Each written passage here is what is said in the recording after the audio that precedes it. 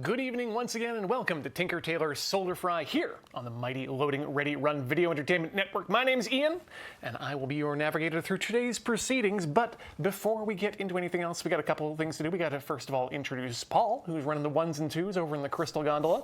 Ones and also twos. Why do we call them the zeros and the ones? That's a little bit more accurate, actually. Nobody else calls them the ones and twos. That's just a you thing. And it's something I picked up from Beej, I believe, way back in the day. But he's not here right now. But you know who is? You, the viewer. And also, for some of you, the patron of all that we do here on Loading Ready Run. That's right, we're going to shout out patreon.com/loadingreadyrun. It's a place where you can go to. Oh God, I love seeing that old logo up here on this particular podcast. Show. It's not a podcast. We don't have an RSS feed. But what we do have is a way for you to contribute to all the things that we do, help us pay our bills, keep the lights on, and keep the people coming back for more week after week. Thank you so much to all of you over at patreon.com/loadingreadyrun.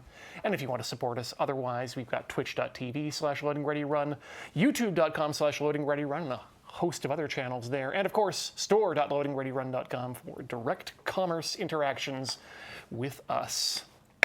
Tonight, we've got a scary one for me, I guess. This is going to be probably one of the most challenging repairs I've done on this show. What we've got here is a Wacom Intuos 4 tablet that has already been disassembled partially to the extent where I can get at the motherboard, which is what we're going to be dealing with, because this particular Intuos tablet had a failure that most other Intuos tablets of the area did, and that is a USB Mini? Yes, USB Mini port that decided through no fault of its own, but through the fault of its designers and the inexorable pull of the Earth's gravity, detached itself completely from the motherboard. And this was a tablet I picked up a number of years ago in a university sale out in Lethbridge because Corey was doing some drawing, so I thought she might like to have a good-sized tablet to work with. And it's worked out well for her for many years until that fateful time. And I thought, well, hey, we can fix this by simply ordering a wireless kit, and maybe we can charge the battery externally. The answer to that was not really. So we've got to get in here and either reattach the port, or failing that, we're going to solder on some wires directly to an old broken USB cable and at least find a way to make it charge functionally so that it can be used wirelessly. This is going to require me soldering the pins of the mini port directly to the motherboard, which is why we have a brand new angle today. Extreme close-up. Yeah, let's get that into position, and you can see just barely. I think this is as close as we can get things. And what we've got are, you can see the 5 if I keep my hand out of the way, the 5 or 6 or however many it is, 7 USB lines themselves, and then we've got to solder in our contact points here as well. Now, eagle-eyed viewers will note that the pads next to the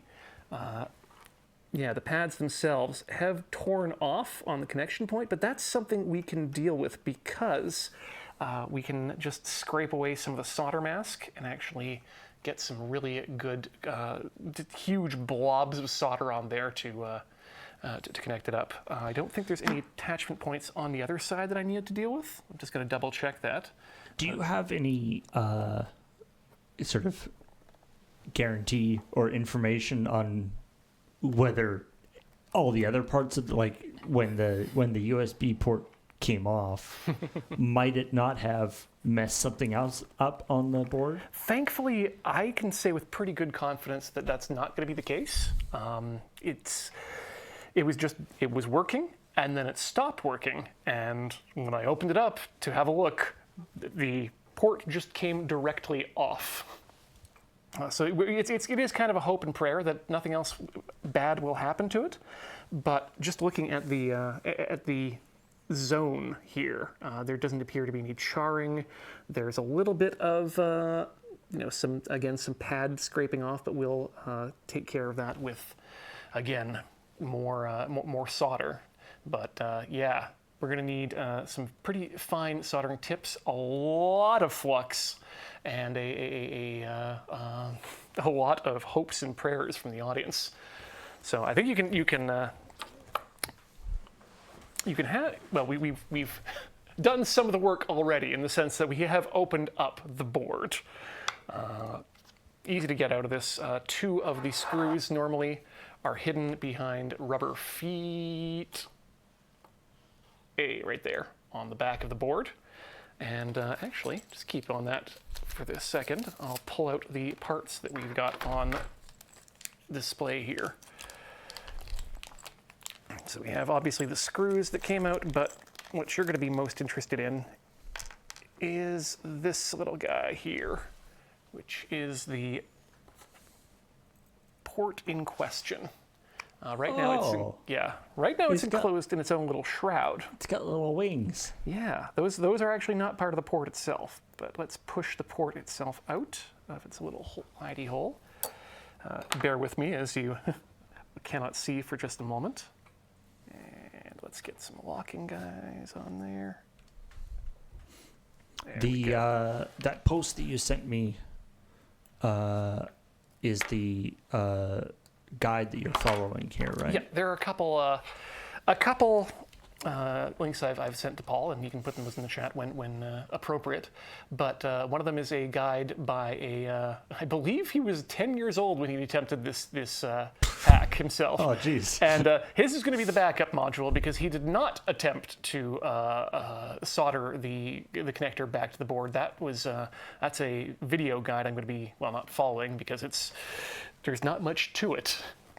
And I'll walk you through it as we work it. But if that doesn't work, then that Tumblr link is repair guide number 2, which outlines which points on the motherboard in this tiny little area need to be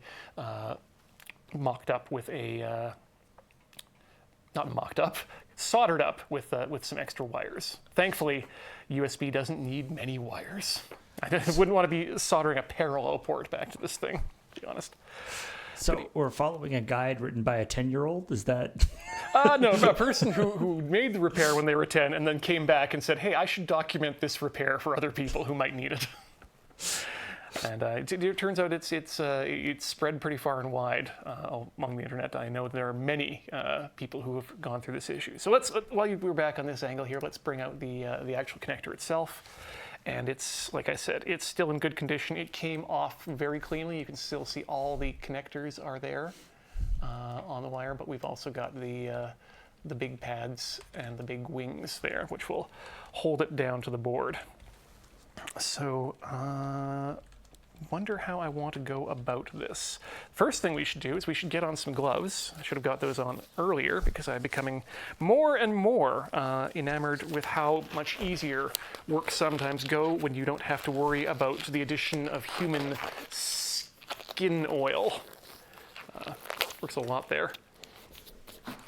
Captain of Beer says hot air reflow gun would be especially helpful here because you be careful not to melt the case. Yep, we'd probably, if we were going to do that, we'd definitely get it out of here. However, I have not had good luck with the hot air reflows in the past. They are kind of our nemesis.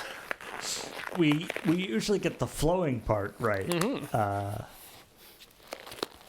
Yeah, we've had a microcontroller decide to rapidly disassemble itself by using tape, and we've managed to cause cataracts in an iPhone camera.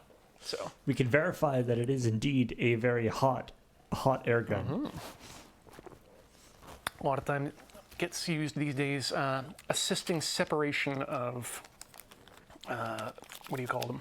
Resin parts from their structure for printing.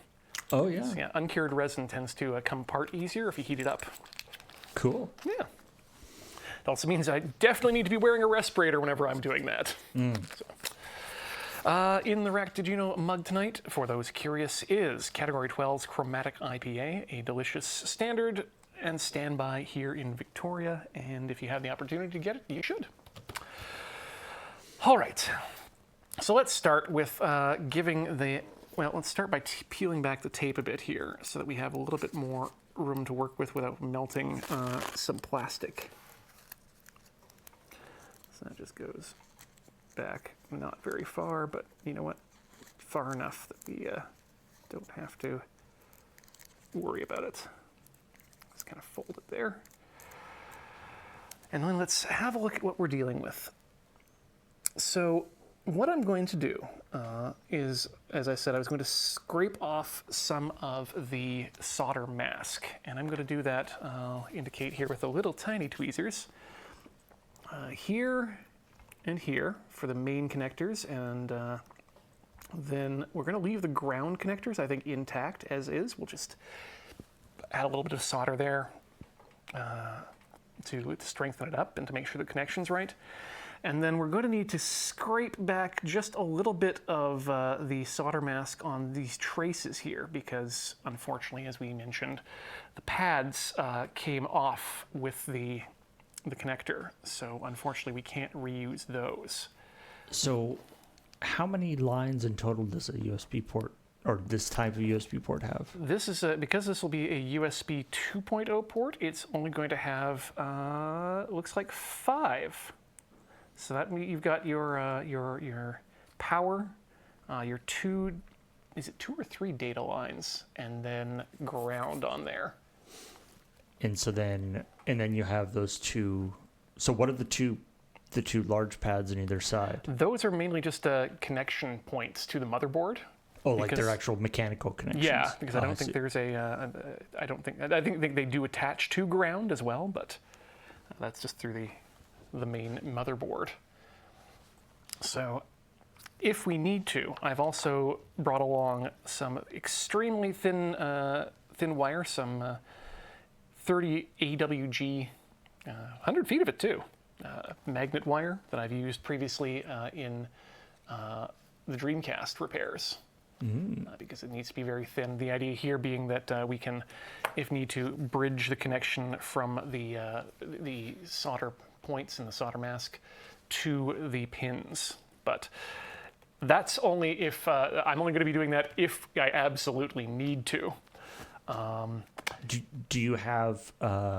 Is there a way to sort of test those traces to make sure that actually is connecting properly? That's something we have to do after we've made the solders themselves. Okay. We'll do a continuity test after the fact, and that will work out. Good. We have USB in the chat. Power, ground, 2 data lines, D+ and D-, and the rarely used on-the-go signal. Cool. One thing I forgot about, and you may need to assist me, Paul, on this, or we can even wait till the break. I'm going to need a USB mini cable because I didn't bring the one for this from home. The one thing I forgot. Sure, we can get mini or micro? Mini. Mini. Yeah, the big one. The bigger one. Okay. The one that nobody likes. I think if anything else, there'll be one with a PS3 if we've got one of the Moonbase still. Do you need that now, or like no, when you're done, you're actually doing it? Yeah. That'll be a final test type item that we'll know. Alrighty. All right, so I'm just gonna arrange my surfaces here and drop myself down so I can get a little bit closer to the problem. The big problem with USB Mini and USB Micro is that they were both in service in very overlapping times. Yeah. And I personally own, and Loading Ready Run owns, several products that are like different generations of the same thing and are identical except the USB port changed. Yep. Been there. Like at one point, PlayStation controllers changed from one to the other, I believe. Not within the generation, thankfully. Oh, no, they didn't. Oh, okay. Yeah. Thankfully, they didn't do that to us. But cameras absolutely are notorious for that. So I'm going to start by doing some scraping here. Boy, these two look like they've got enough solder on them already that I think I can get away with just leaving them as is.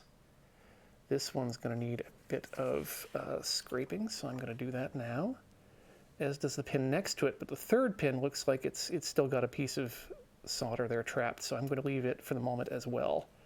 You can come back to that if need be.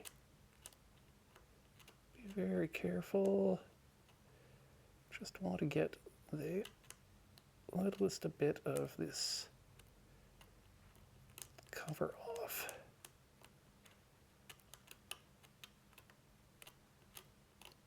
Just enough of it that we can make a connection. I don't need to be quiet down here. It's not like I'm going to scare the motherboard. Okay, that looks good, and it's not too close. Quiet. So we can get in there. I should also talk a bit about this tiny stupid bracket that it comes with too. I think it was meant there to provide stress relief, but it just wasn't quite enough, I think, because it's just a little spring-loaded doohickey. But it will go back on when we're done. Is there anything that you can do during this process to make it tougher so that it doesn't just immediately fall off again? Not particularly. Unfortunately. Okay, there we go. I've exposed some actual copper there. I'll do the same thing over here.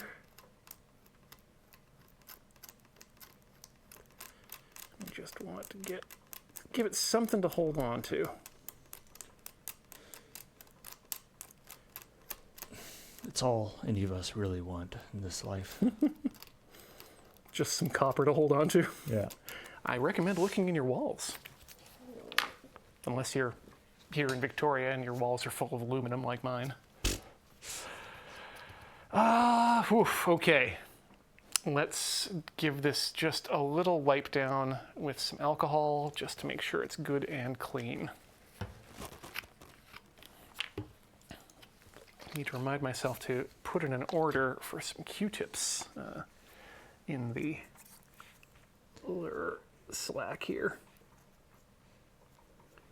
Okay, that cleans things up nicely, except for the little cotton hairs there. So what we all want, some copper to hold and a little alcohol to rub down. Yeah, the alcohol rub down. Well, you know what? That's there. That lives there now. Yeah, everything's covered in hair. Perfect. Yeah, need to make sure to get the good Q-tips when we order those. All right, let's have a look at the thing here. Make sure it's flat and okay. I think that looks flat and okay, so we're happy with that. Nothing else to do now other than get this tacked down, I guess. So let's start by placing it in place. Is it, oops, upside down. Kapton tape up. Remember that, Ian.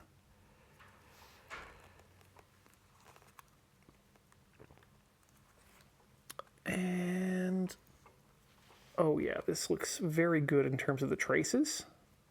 So we just need to make sure that when we get this in position, or when we tack it down, that it is straight, which is one of the issues the gentleman in the second video, or in the video that I've sent Paul, had an issue with. Was not getting it initially straight. He had an issue with being straight? Well, registration straight. Wow, no, we definitely don't want to be, that's something, that's something we probably don't want to be registering.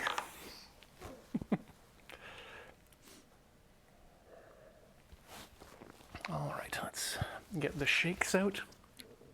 Heat up the soldering iron to a blistering amount. And let's do a quick tack. Why does that USB port looks like it has Autobots logo on the top? Does? Oh, I guess it does a little bit. Autobots prepare for standardized. Now, what is the proper temperature for this kind of soldering? Well, it all depends on the heat of the solder itself. For this gross stuff, I'm going to be keeping it pretty high to make sure that the solder melts pretty quickly. So that means it's going to be at the 500. And you know what? I think that one side is tacked in pretty well already, or at least tacked. That means we just need to do that again to the other side. So I'm going to add a little bit more solder to the tip.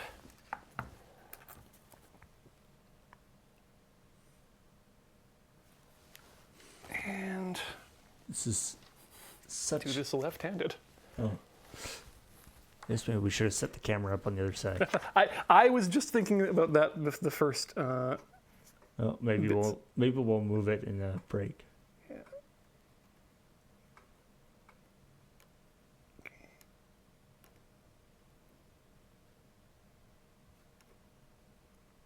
Oh, you know what I'm missing out on?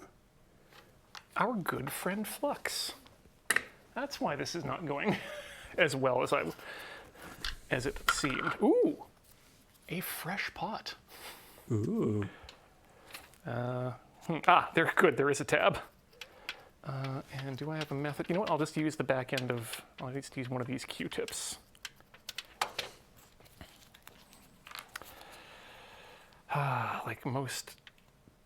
Like almost every sour cream container I've ever had, this is not opening up easily.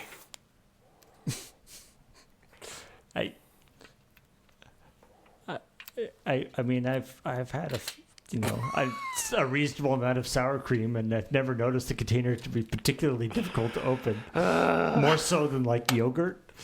Isn't it the same container? Generally, yeah. No, I managed to open a corner of it, so that's where we live now. All right. And much like the sour cream, maybe I will just leave part of the. No, you know what? We're opening it all the way. Mold be damned. I don't think Flux goes moldy, but always got to be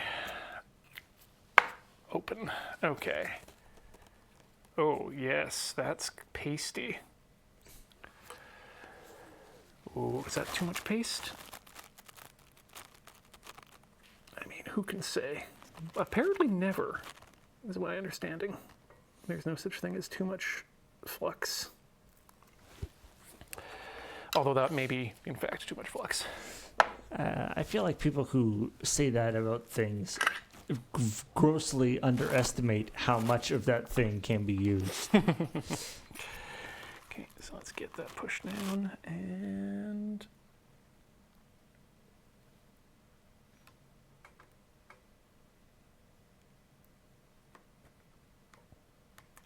solder with the left hand.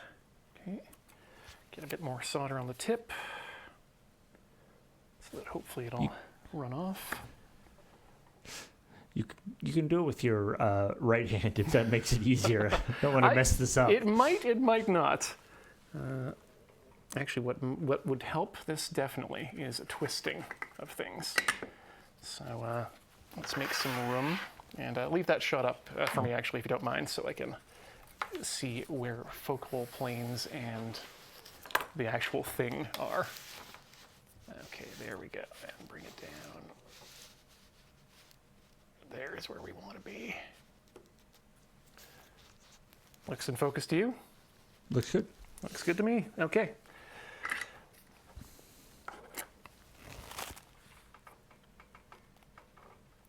So let's solder up again. And push down. And just keep adding solder. Right, so this is not actually an electrical connection. This is just physically holding the port in place. Pretty much, yeah.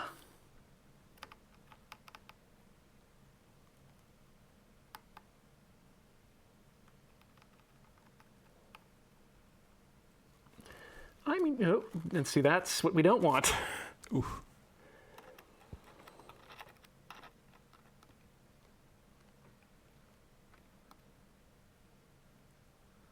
Come on. Get back there. Okay, there we go. There we go. That's what we want. Okay, and that's tacked in place. Let's see if we can do the same for the other side.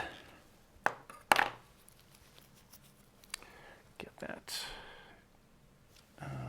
tip nice and coated.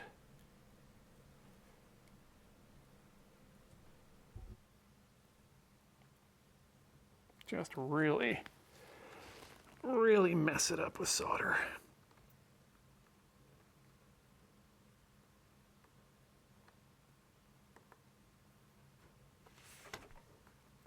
That might not be a good view for you. But, oh, no, that's actually pretty good. This is good, yeah.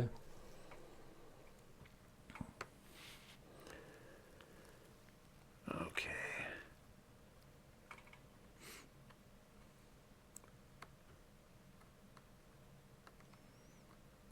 Yeah, so because it's a mechanical connection, we want these just as big and as much surface area as possible. I'm assuming the, those big sort of copper pads on either side that you're attaching it to aren't actually like that. They aren't actually like electrically active, right? Those are just they're there as a something to attach to. Yeah, I think that's the big ones. I think they're just exposed copper areas. They might have something to do with radio interference too, but I don't think them being attached to the USB port itself is going to be too much of an issue. They may be grounded. Oh, okay, that's an interesting idea. Which is probably what you want in that too. Yeah, grounding makes sense. Speaking of which, time to now take care of the grounding.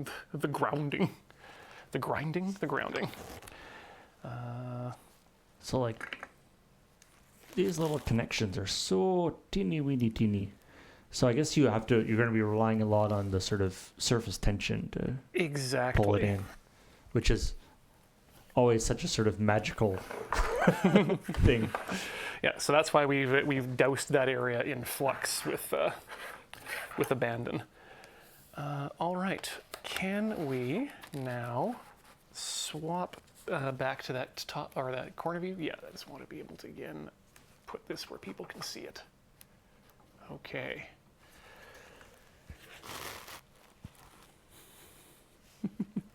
This third hand is great, but it's being difficult right now. And let's use this tape to tape the tape back. Sure. So it doesn't fly. So it doesn't fly into the directly into the soldering iron. And once I've got these done, I think I'm going to actually swap out to a smaller soldering iron, just to give it a try as well. Oh, okay. But let's just see if we can touch those tipple areas there. Yeah, that's not. Is your other soldering iron has a smaller tip on it? Yeah, well, they both have replaceable tips, but I have not purchased any tips for the Wacom yet. Wacom. I'm not a weller man. Despite what the songs may say. I think we need a bit more flux there. So let's just see if we can just use some of the stuff that's still on the Q-tip. Yeah, the Wellerman bring sugar, tea, rum, and soldering iron tips. Easily melted lead. They don't talk about that too much. Yeah, that last part.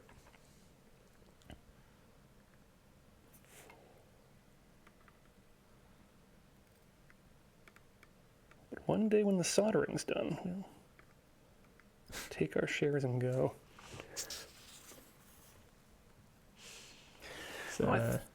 Soldering on a whale is very difficult. They don't like it very much at all. No, not a fan of the oil. Okay, needs a bit of solder there, so let's again get the tip all covered and let surface tension take care of it. Everything's okay, I think. I'm seeing some plastic ooze. That's not good, but it might not be bad. Ooh, okay. Yeah, definitely going to swap out tips. Or, yeah, swap soldering irons entirely at this point. And we'll give a good college try to the Pine Sol, the open source hardware soldering iron. Which one do I want to use? Probably a fine tip, I'm thinking. Needle style. Ooh, this one looks actually... It's chisel tip. That's probably good. Actually, let's, yeah, tiny chisel tip. And insert. And we're going to run this off of USB-C. Power delivery. Oh, fancy. Yeah. And I think I'm going to actually wonder if I want to swap solders or not. Probably, you know what, let's try using a bit of this, this squeeze solder. There we go.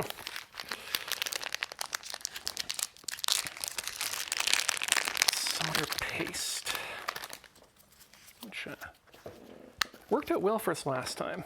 We can use this as a bit of a place that we can lay some down. But I'm just thinking that the paste solder might be a bit easier flowing than the full stuff. Okay, just lay out a paste there of it. Hopefully this is going to work. If not, well, we'll go back to the other stuff.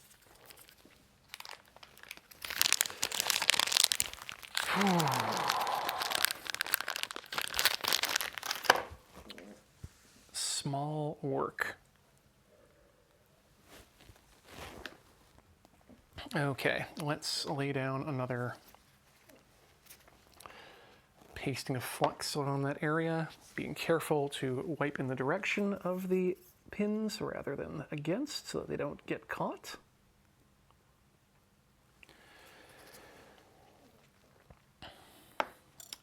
And then let's turn on the soldering iron and hope it works. Okay.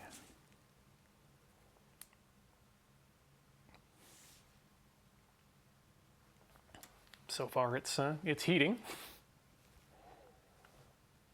You can barely see the numbers, but we're getting up to temperature, 115. It can't quite draw the same amount of power as the big station, but Is this the soldering iron that's made by the same people who made the that screwdriver you have? no, this is a sort of an open source version of that. Different company, but same concept. Yeah, I did have the old. I did have the soldering iron that was made by the same people who made the screwdriver, but unfortunately it just died a death that was out of warranty, and so I decided to go with the different version. And so I keep it in the office here as potentially if there's any soldering that needs to be done here emergency-wise, so where I don't have my Hacko in, but... Is that where the tips are connected with mini jack? That's unfortunately, well, not unfortunately. There are a couple different standards for that sort of interchangeable tips. This one uses this sort of connection, which I don't know the name of, but I'm less of a fan because one of them's already ruined one of the connectors. So unfortunate there, but the replaceable tips are of a standard. So all right, we're at you know what? Let's go up to 350. Let's see how that goes. Just because something is standard doesn't mean it's a good standard. Exactly. But it does mean that you can reasonably easily find replacements, and that's the important thing. Okay, let's just see if I can bridge this here. Okay, can't quite bridge it by itself, but maybe if I load up the soldering iron with some of this paste. Let's see. Ooh.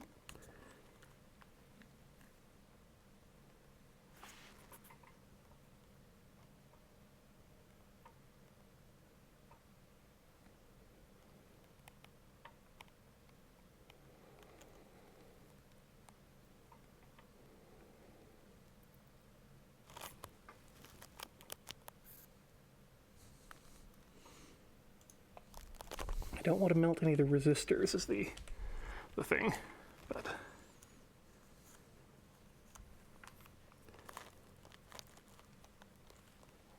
okay, let's clean that tip actually, and then wipe, wipe, wipe, wipe, wipe, wipe. Get it nice and clean. Try that one more time.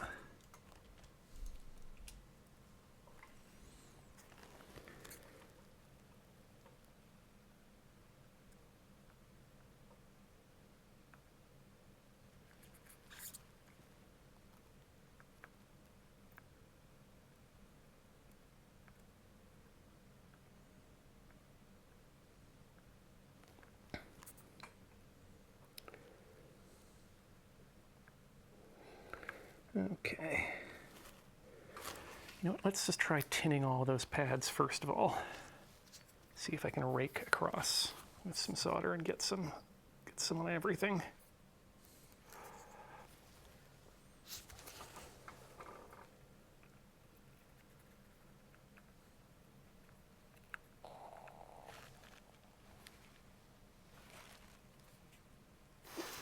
When you hear sound coming from inside your soldering iron. Oh, that was from the soldering iron? The ooh, yeah.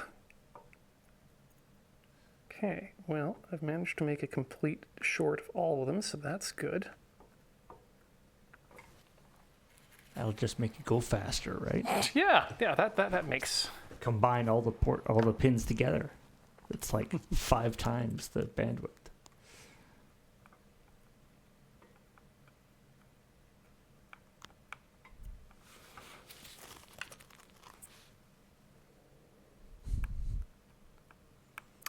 Sorry if this is not good television right now. No, it's fine. It's interesting to see such... It's like the amount of sort of solder and actual stuff that needs to be put down is so minuscule.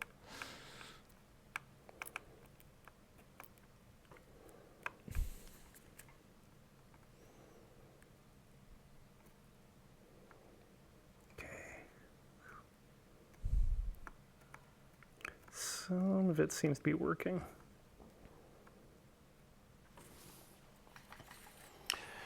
Yeah, I think we're better off with the slower melting solder. But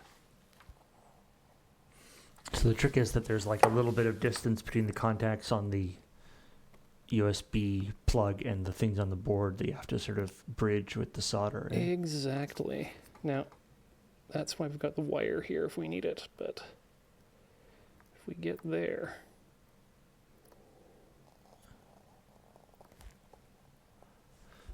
God, I really hope that that's not a life-ending sound on that on that soldering iron. Okay, you know what I'm going to do? I thought it was like your stomach grumbling. I'm amazed that that's what it sounds like on your end. Okay, we're going to leave that in there. And I'm going to do a quick continuity test on the first 2 pins just to see if I've actually connected them or if they're just barely not bridged. Where did you go here? There you are. And also to make sure that I'm not bridging any other pins, which would be a problem. Thankfully, the test probes on this are pin sharp, so we shouldn't have any issues with non-connection.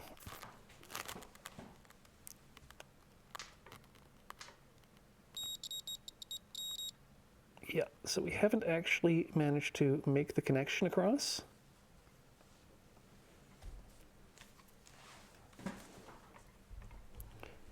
I'm just going to use these tips to maybe scrape away some more of that trace. Do the same thing here on the second one. Let's just check them all here. Okay, so second one, we are good. Third and fourth is no. Fifth is good. So 2, 3, and 4 are the only ones we need to get connected here. Oh, wait. Sorry, 1, 3, and 4 are the ones. All right. I wonder if I should just break out the wire now and be done with it. We'll have to strip the wire first of all, which is... Looks like hedonistic mushroom in chat is knows your pain. I am confined to a solder station, heat gun in hand, trying to attach SMDs that tore off some controllers. Oh no. Yep, I have nothing but sympathy for you as well.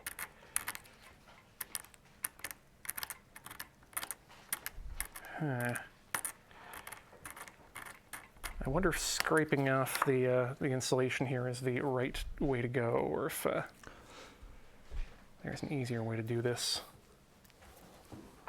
Can I just use the side cutters to strippy? Yes, I can. Woohoo! Okay. So we just need a little bit more wire to bridge that. Well, I'm thinking this might be easier. I was noting the technique that the gentleman in the YouTube video is using, which is to tack one side and then connect it to the other. And I wonder if I can... Is it only like 1 millimeter you need, though? Oh, it's less than even a millimeter. It's, you know what? I'm just going to get in there again and, oops. Oh, good. That's why we wear gloves. Yeah, let's just give it a bit more scrapey action here between there and there.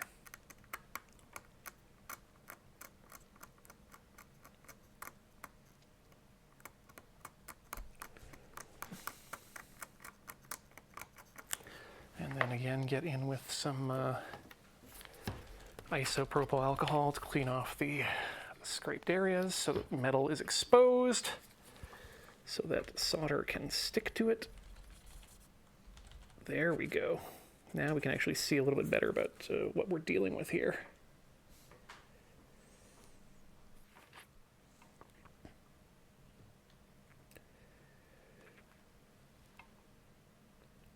So yeah, it's just a 0.5 millimeter, I'd say, on a lot of these is all we need. In fact, that top one I think might even be ready to bridge itself.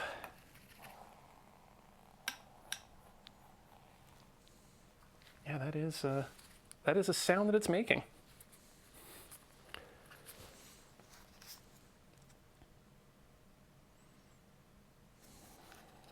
Okay. Get on the tip and just lightly rake it across.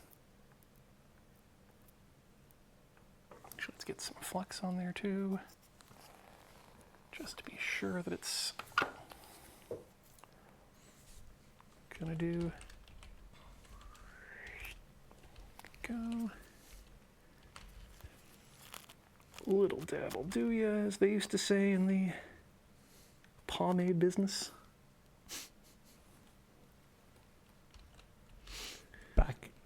Back in your days as a pomade salesman. Well, it's one of those things that the previous generation was very familiar with, and I somehow managed to work its way down to me.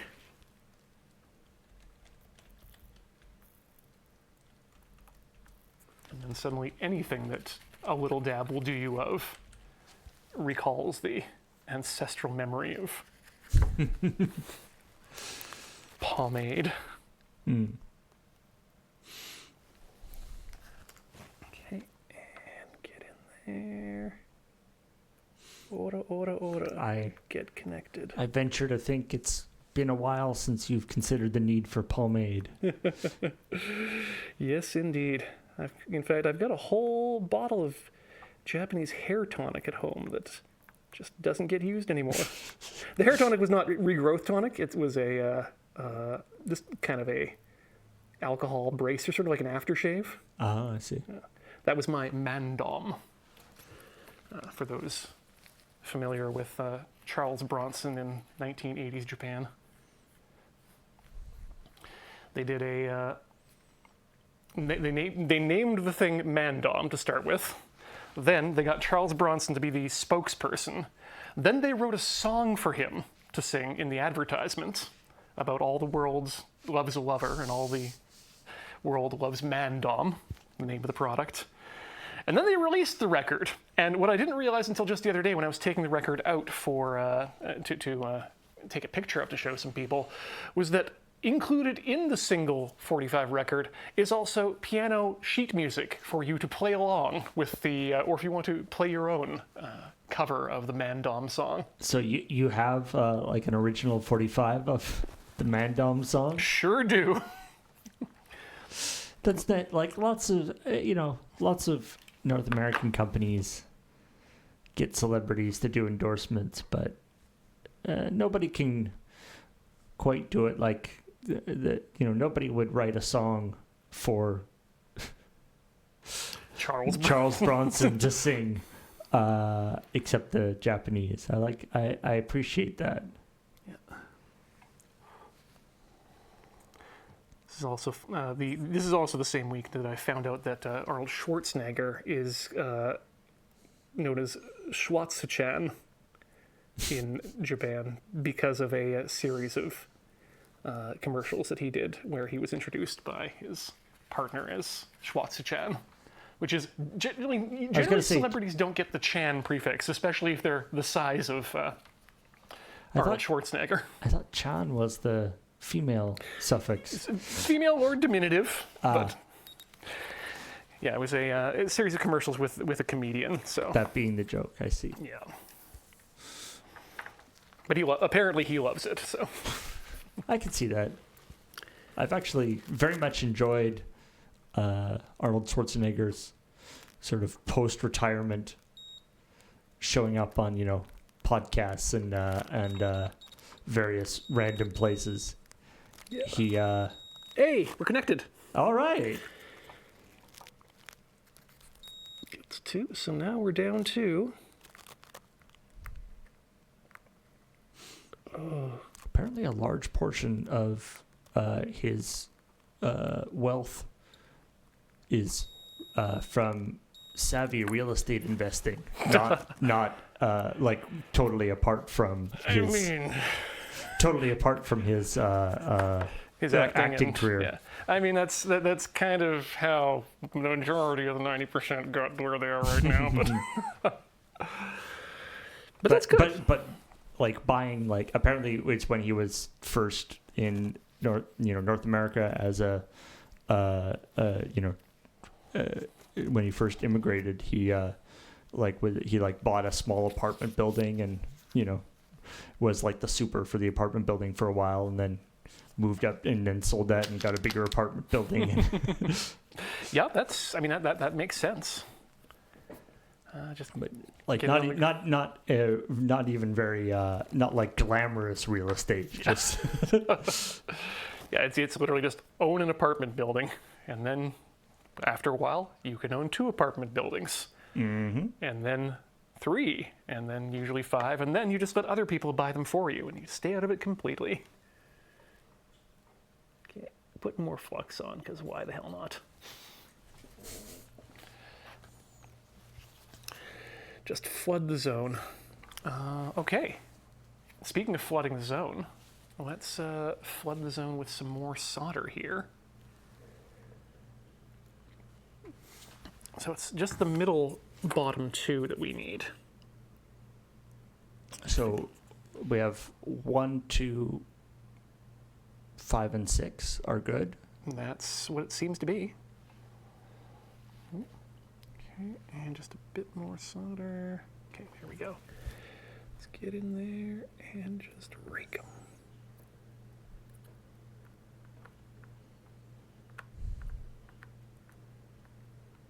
I don't know why I'm holding one eye closed either. That's bad form on my part. Sometimes it's difficult to focus on something really close with 2 eyes. You're kind of cross-eyed. Yeah.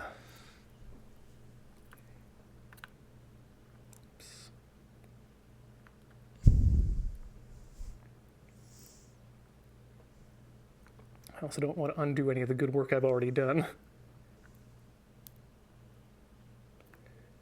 Oh, so close. So teeny-weeny. Yeah.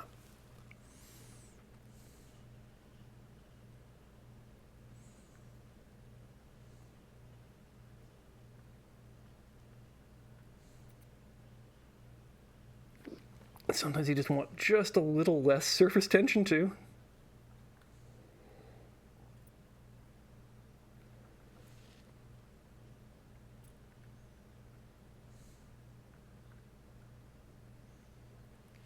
Okay.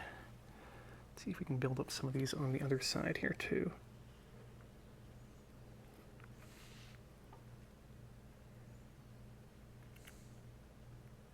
Oh, so close.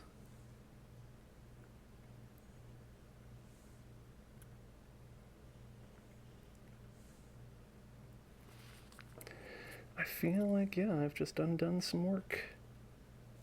Oh no. Let's let it get cooled down a bit here, and then maybe we can try again. Let's make sure that we're also on the last 2 that we need here. So again, double check that continuity. Nope. There we go. Soldering iron, I need you to stay put.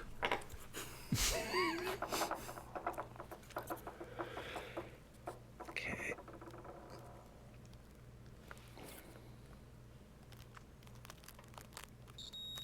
Still good on the bottom one. Still nothing on 4. Nothing on 3. 2 remains good. 1 remains good. Okay, so we just got those 2. I wonder if I should try with a wire here just to see if I can bridge it in an easy way. Just to give it the solder something to flow against. Oh, I've managed to tear a hole in my glove. I mean, I can, it's sort of like, it's hard to tell, of course, but from this close-up, it sort of does look like there's a break in that one wire there, yeah. Yeah, like that's, yeah. Oh, okay, let's start by thinking about how to do this in a meaningful way. Let's try some liquid flux here. Just see if that gives me any better adhesion first. Let's put a drop down there. And then let's do our best to build up that pad that we've made.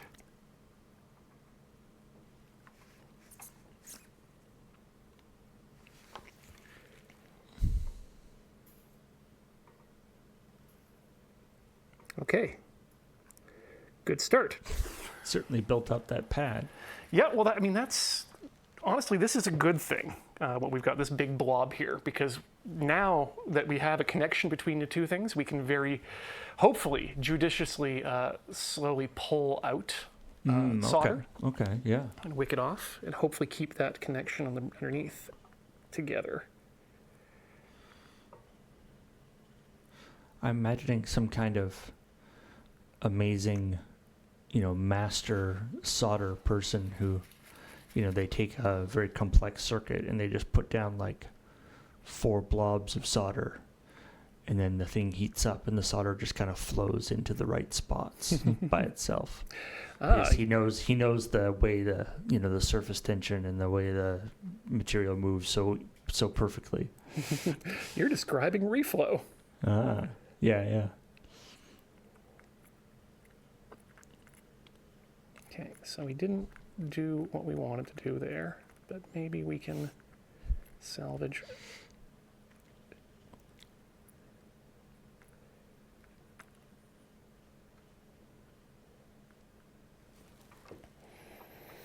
Yeah, it just wants to hug back to that.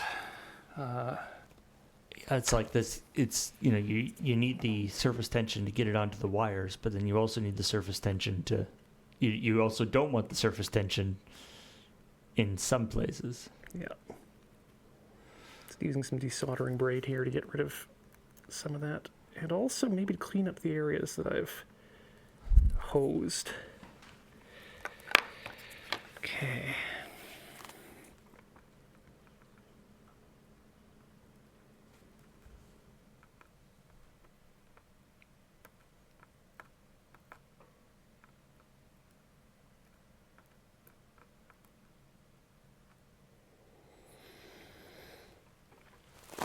I'm gonna try a different angle here. Go straight down in, maybe.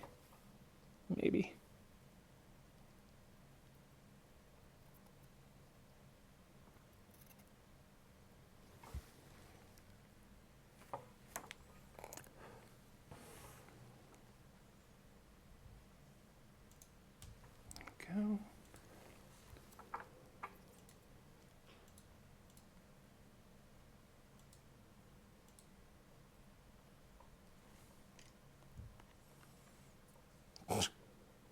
Just a big old blob.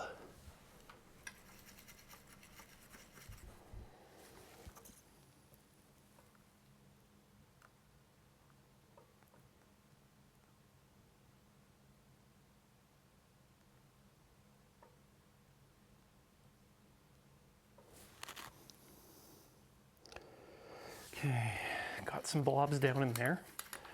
The nice thing, too, is that sometimes old solder can be a little bit easier to work with. It's less flowy, but I need to turn this down. Let's go down to 50, shall we?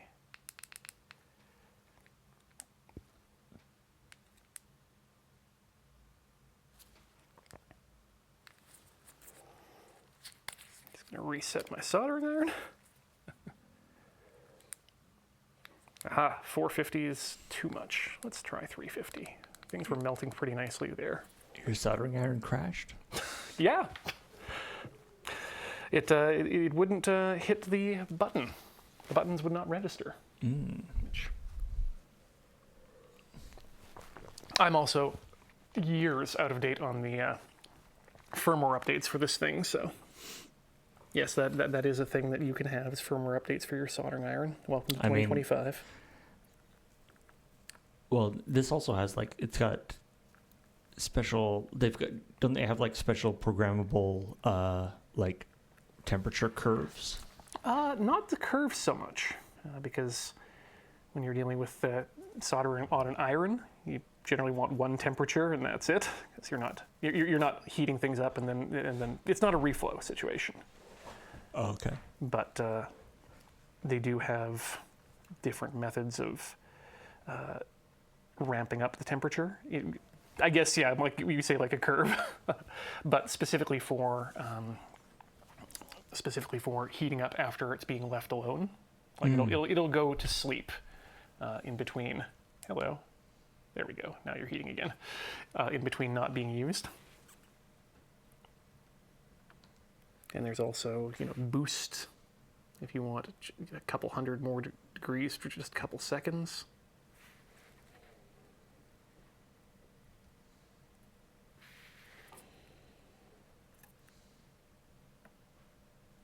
Okay. I have now bridged the two connections, which is not what we want, but I've also bridged the two connections that were broken. So now it's a matter of... you just have to unbridge the two and then without unbridging the other ones. Yeah, just one of them needs to be unbridged now. And I'm going to do that by heating the pad side.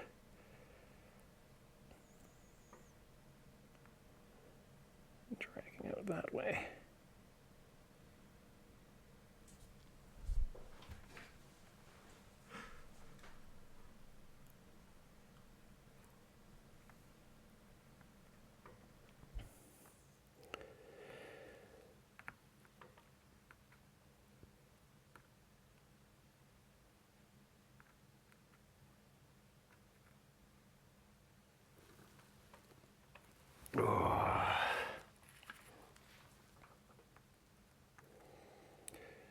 Very tiny, tiny.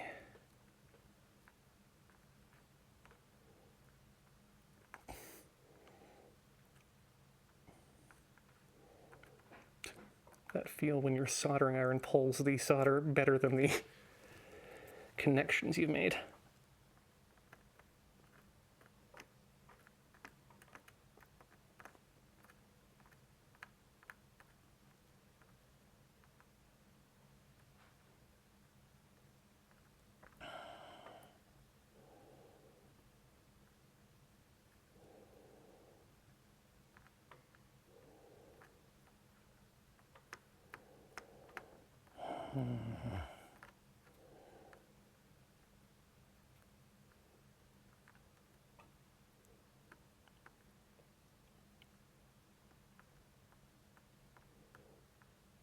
Okay. Let's do a quick continuity test again, just to make sure we haven't messed the other ones up, and that we're only working on the ones we need to.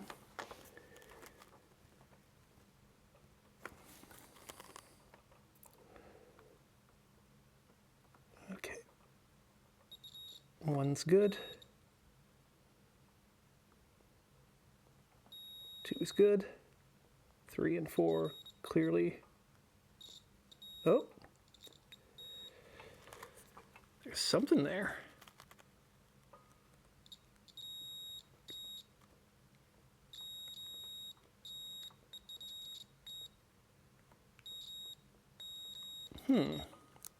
Now, I'm going to check my diagram here, because some of these pins might actually not even be necessary, now that I think about it. And there might be some internal bridging there going on in general. So let's just pull open my notes.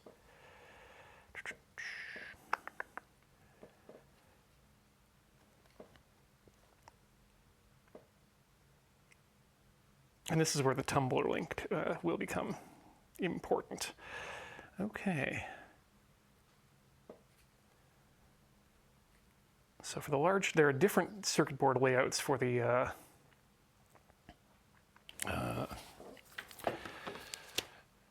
small and large versions.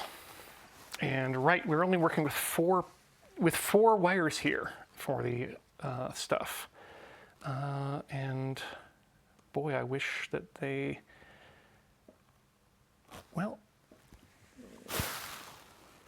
I'm just gonna have to follow the circuit traces here, I think.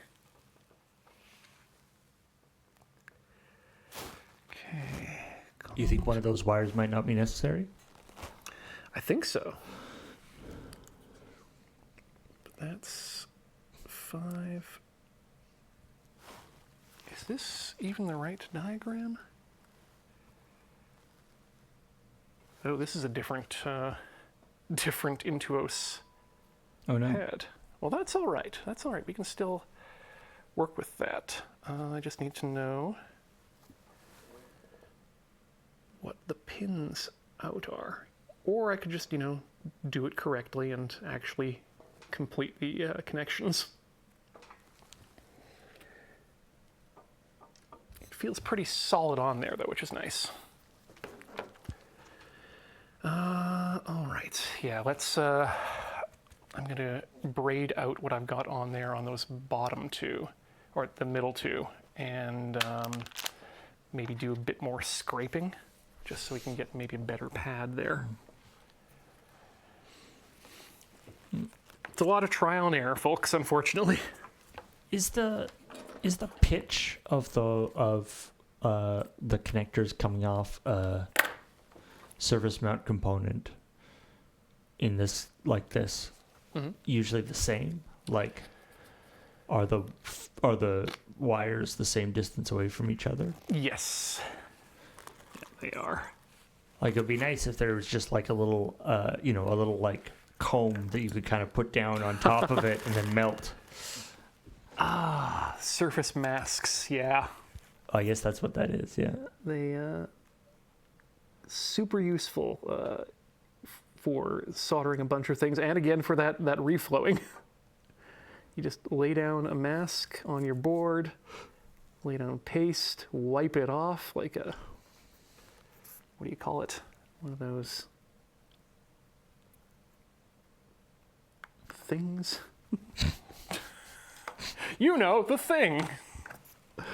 Like doing a screen print is what I mean. Oh, right, yeah. Actually, I don't even need to do that one. Just there, just in there. Don't undo your good work, Ian. Yeah, you already did.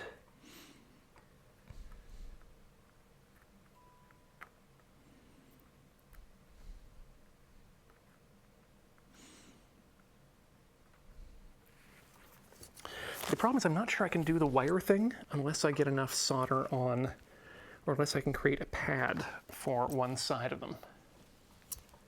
Like, I find it hard to imagine how you could do the wire thing without without bridging. Like, it just seems like a little piece of wire would instantly bridge between any of those. Oh. Again, the wire is small enough. Oh, hell. Come on. Yep. Nope.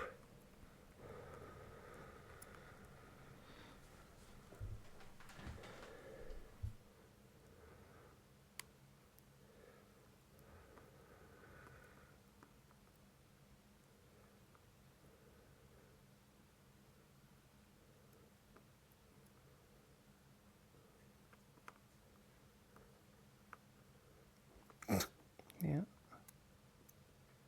Completely. Might have had it work and then had it unwork on me. And now I've just bridged two other connectors that I don't want bridged.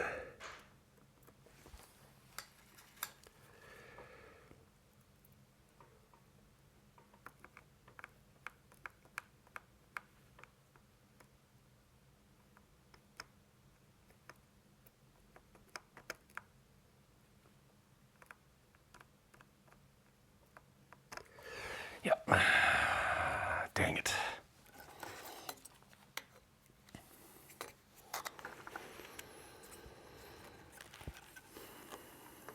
Let's get a bunch of that extra solder out of there.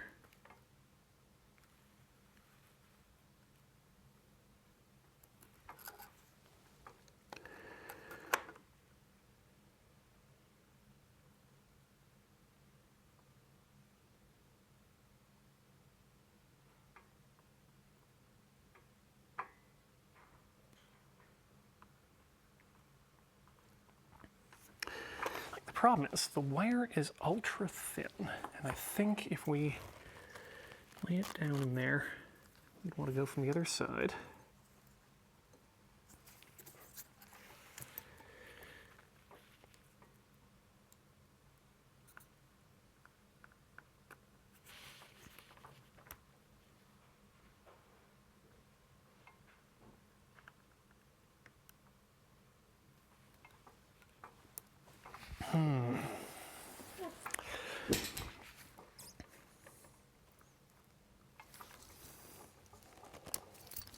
So my focus is out of whack, so I'm fighting against that too.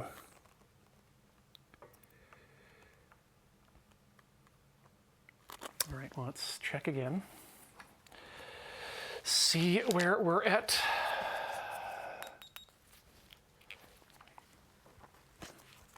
That's why everything should be wireless.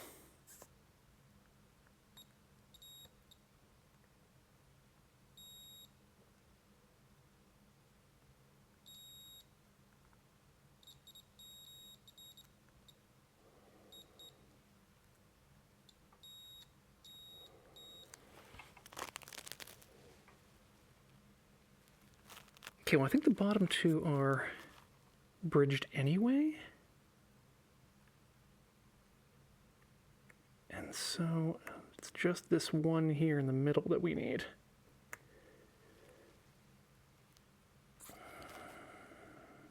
How's the best way to do that? Let's get a little bit of flex. Wish I had a toothpick or something. Something small. Although I don't think that would actually matter, to be honest.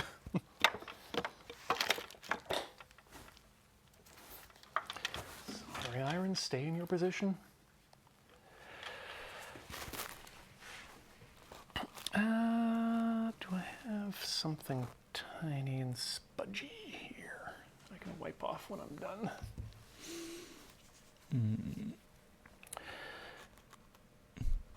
Oh, yeah, let's use a little piece of wire.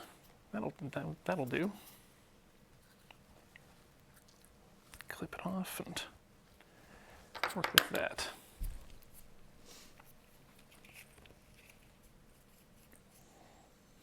Boop. Give it a little twist. It'll be like a little spoon.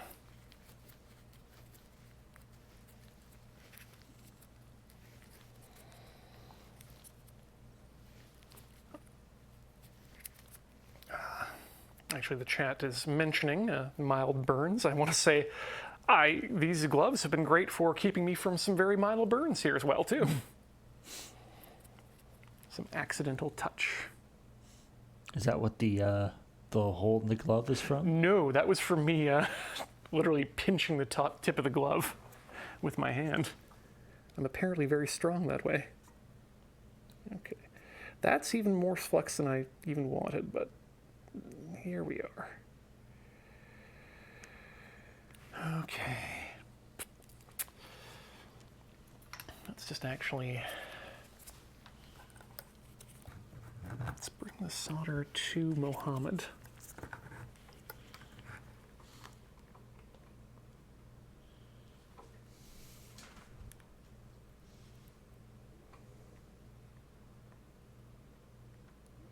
Okay.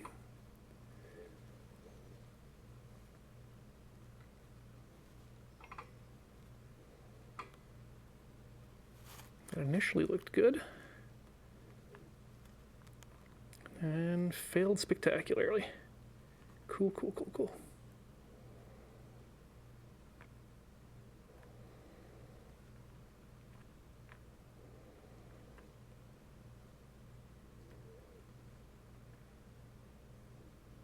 It just doesn't want to grab that one piece. So I think I do need to abrade the board a bit more.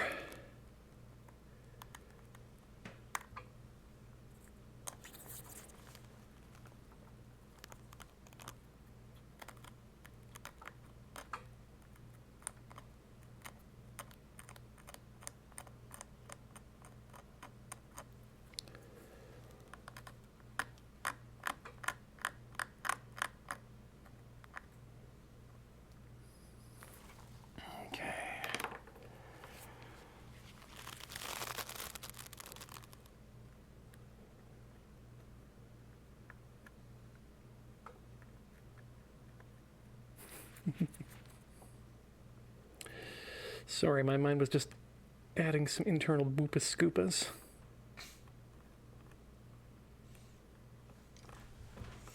The sound of soldering.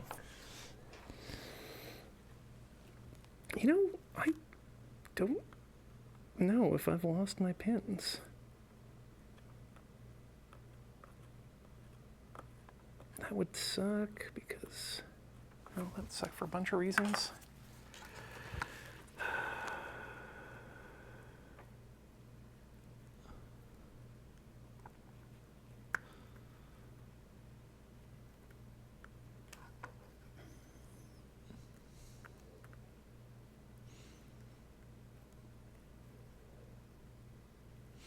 would it be good to maybe take a break?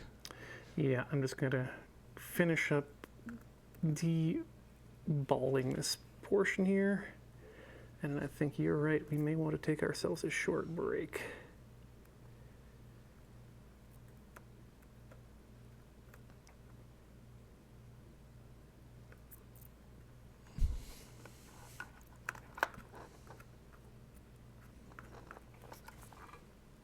Yeah. All right, I think that's as much as I can do to get that cleaned up. So, as I said, we're going to take a short break, get up, swap our fluids, stretch our legs, and we'll be back with more Tinker Tailor Solder Fry in just a few minutes. Don't go all the way away.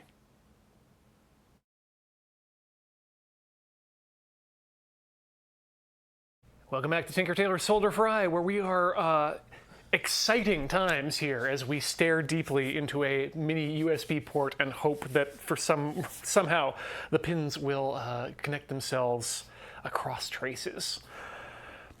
I'm gonna take a new tack here. I've got the micro USB, or sorry, mini USB cable. And first of all, I just want to make sure that all the pins are intact and still working here.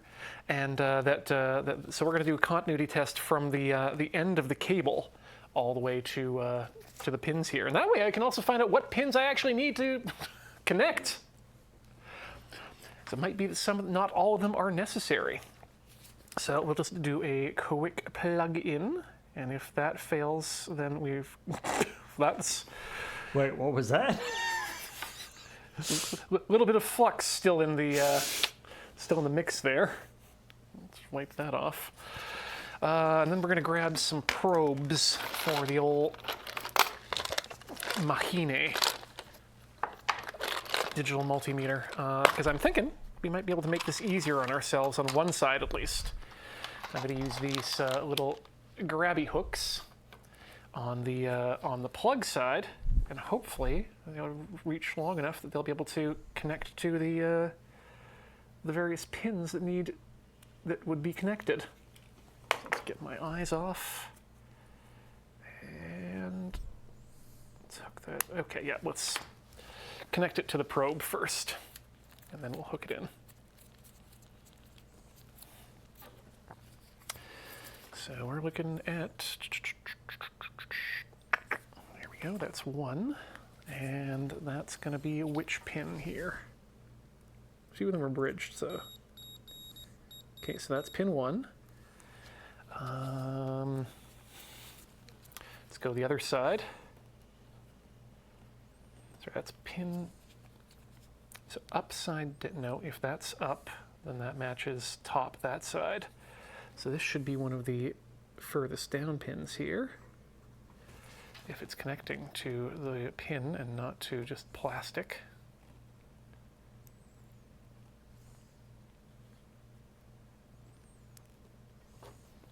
Come on.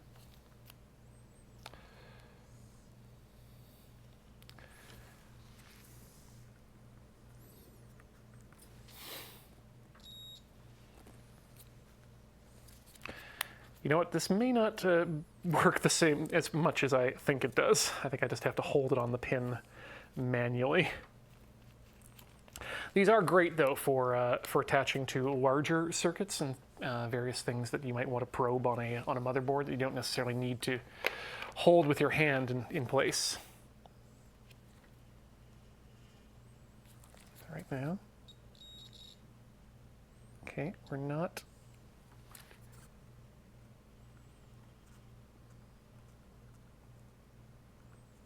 Huh. That's questioning.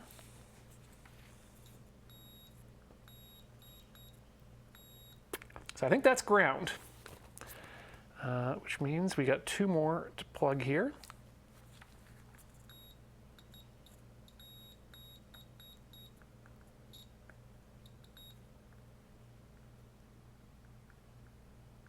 Okay. And this pin will probably also be bridged. No.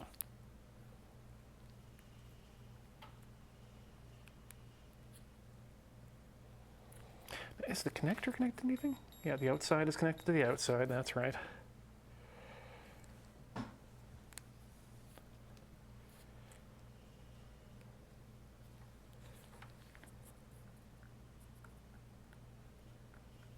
That's not right. That can't be.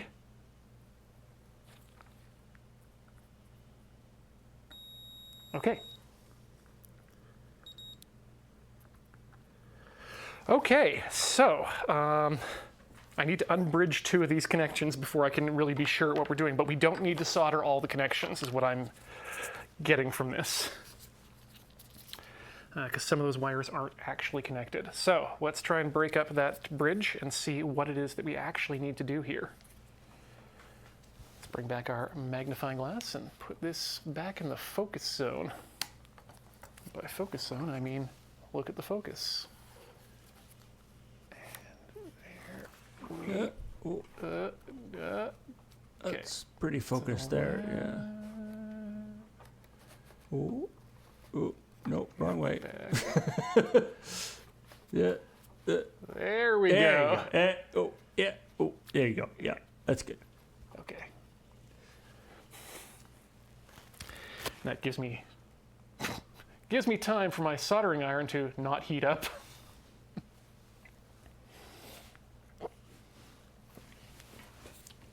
Tweak that there while this comes up to temperature. Hey, heat up. Here we go. Really want to see that dog's breakfast that we've created. So the issue is that kind of blob right on the 2, 3, 4 pins there. That's bridging some stuff there. So.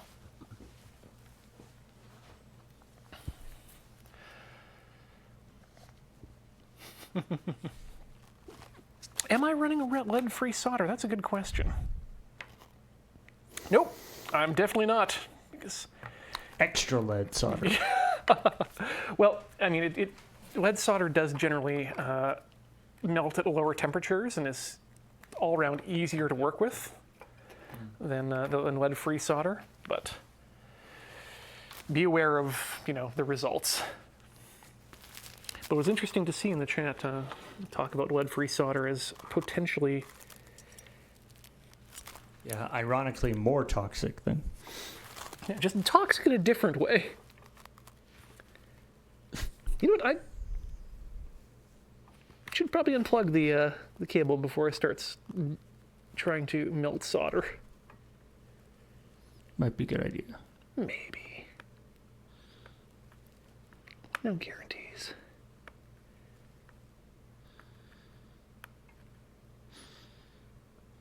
Lead and solder, it's like pulp and orange juice. Sometimes you don't want any pulp, sometimes you want extra pulp. Extra. And importantly, they have to be labeled. Right. Also, if you breathe it in, it's not so good for you. Yeah. Avoid breathing in the pulp. Okay.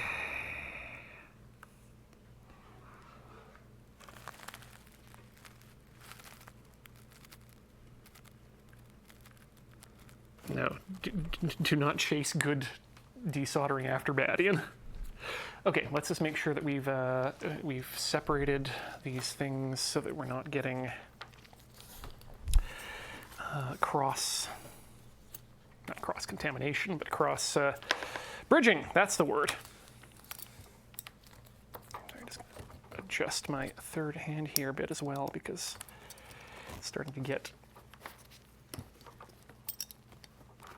I need a better angle than what I've got. Okay, so I think actually I've already still got 2 bridged. I need to get that braid in there again.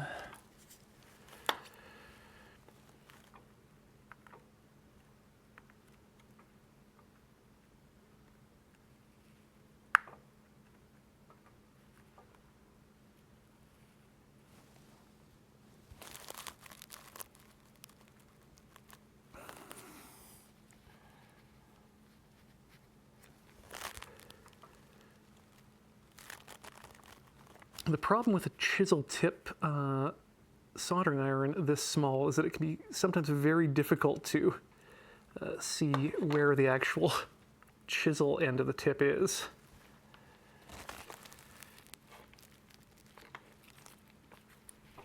You know, to get the maximum contact.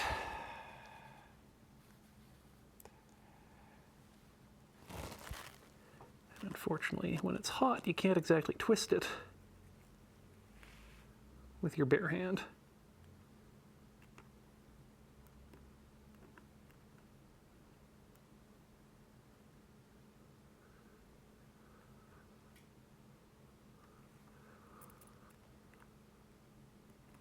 It does not want to let go of those, that solder. There we go. Okay. Now just come up without. Okay, so there we go. Now we're back to clean. Ooh, does this work? Oh no. Sort of. It's very, if I can get the, If you can get it there, then I'd have to, and then I can like change the focus because it's now focusing on something closer. yeah. I need to down.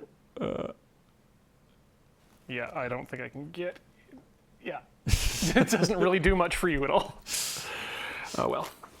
Oh, that's not good for you. Okay, let's start the pin testing again. So let's, good to know that I haven't destroyed the pins on this motherboard too. That's always a good time. Okay, so we're no longer connected. So there shouldn't be anything bridged now, right? Yeah, there shouldn't be anything bridged, but I don't think anything is connected either, so let's start with pin 1.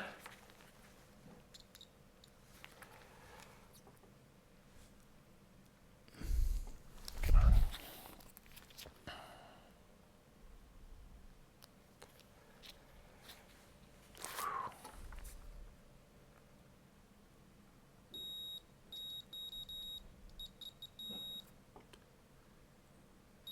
Okay, well that's different than I thought it was.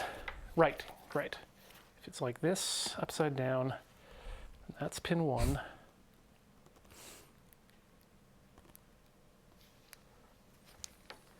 And that's...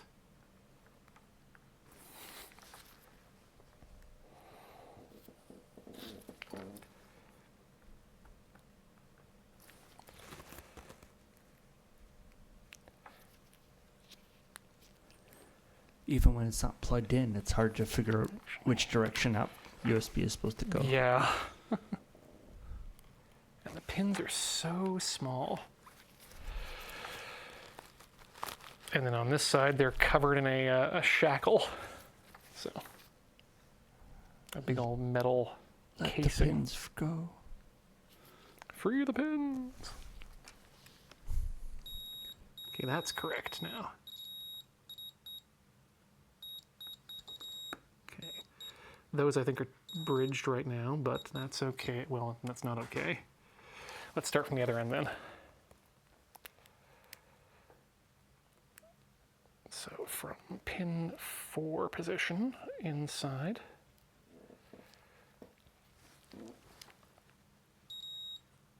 Okay, pin 4 is connected and is connected to the board. Great.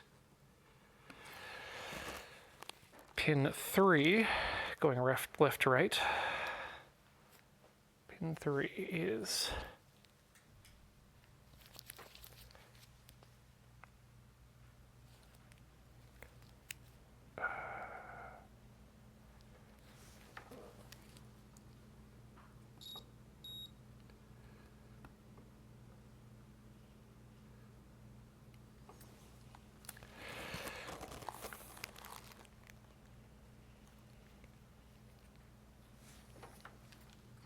ah!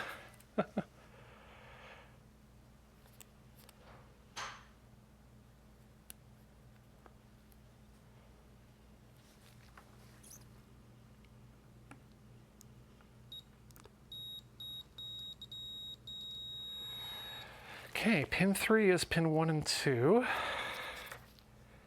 Pin 2 is... This is not really telling me much. I think I've got to unbridge some more stuff here, just to be sure.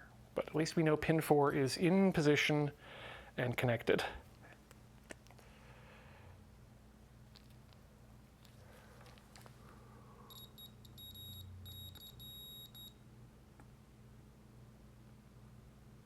Okay. Pin 2 is, again, part of that bridge group. Let's go back to pin 3. Check that again.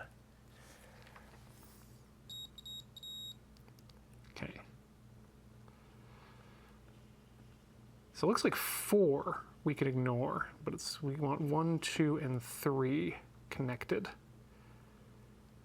I think I can do that. And at least we know that those are all where they're supposed to be. And the pads are still there. That was my biggest concern, was that we have something to connect to. Oh boy, okay. Once more into the breach.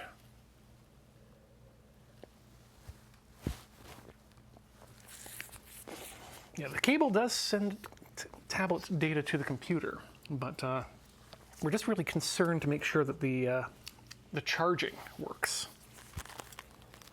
Because that's... Does it also operate wirelessly? We do have the wireless kit to it, so...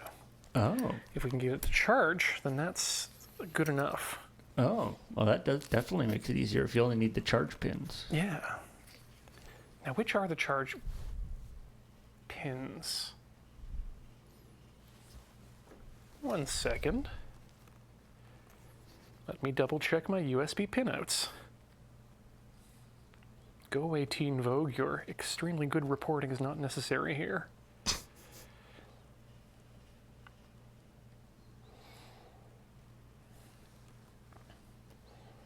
All right, USB-A pin out.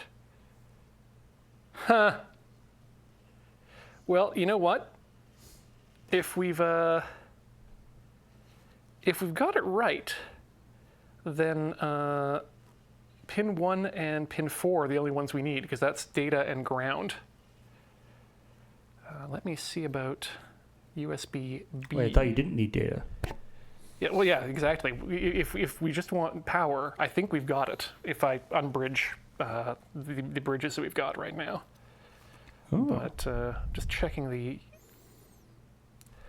mini pins. Ooh, wow. Nope. That's USB-B, Type A.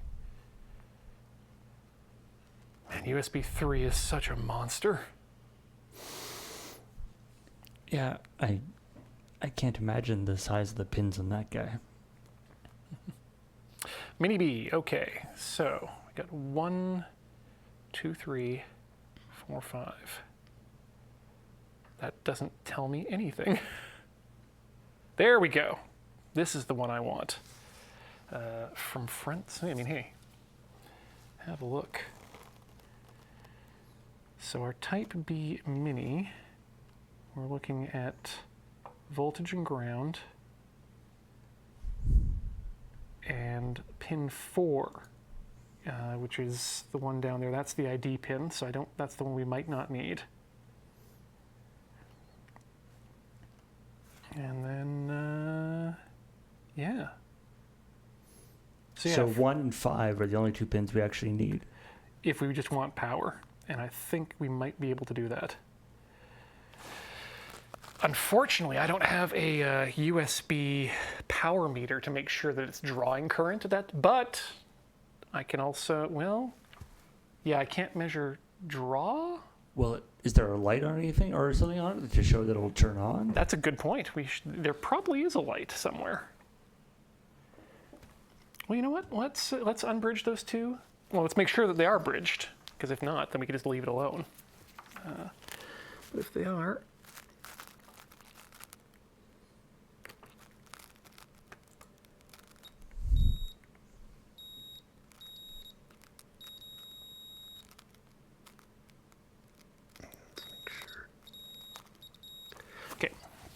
let's, need to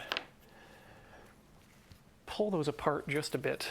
Hopefully that's something that can, just takes a little bit of, let's add a bit of flux, because that will help things immensely. Some devices use D plus D minus to negotiate power draw, but that Wacom tablet probably doesn't need to. That I think you're right, Draconite. That's I think if we're working at USB 2, it's probably going to be very simple. Besides, who wants D minus anyway? I mean, that's almost failing. Disney minus didn't really take off as a show. I hadn't considered that one. D minus, where we Disney pay you to watch some of our least favorite things. You know what? I might do that. Okay. All the shows that Disney is embarrassed to show. That doesn't mean they're bad. It just means that Disney's embarrassed to show them. Okay, that's actually good. We've fixed the bridge. I'm going to throw a alcoholic Q-tip at that just to clean up that excess nasty flux. I mean, not that I'm sure the flux paste is any better, but this orange stuff is real sticky and real bad.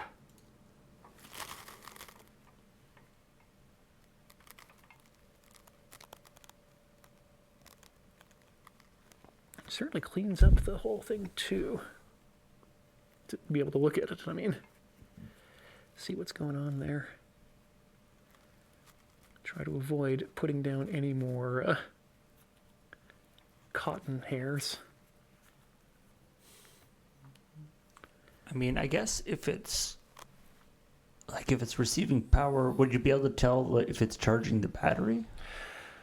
That's why I was hoping for well, actually, that your LED comment is probably the most correct there, because I bet if it does have someone check the manual for this thing and tell me if there's a battery charging indicator light.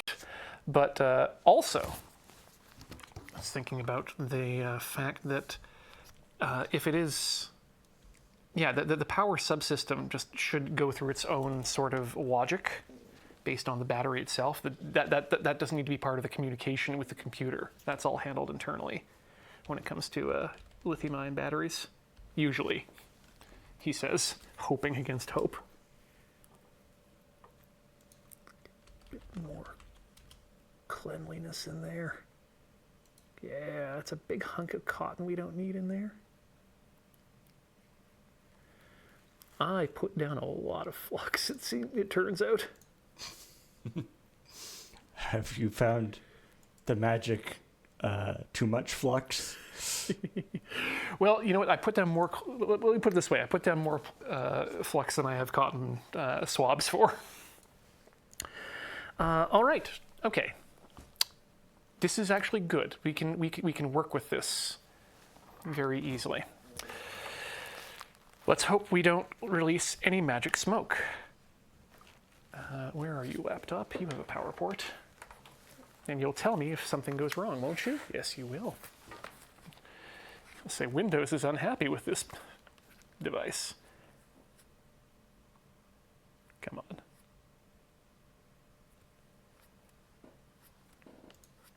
Right. Not Face ID. Your fingerprint can't be read through gloves.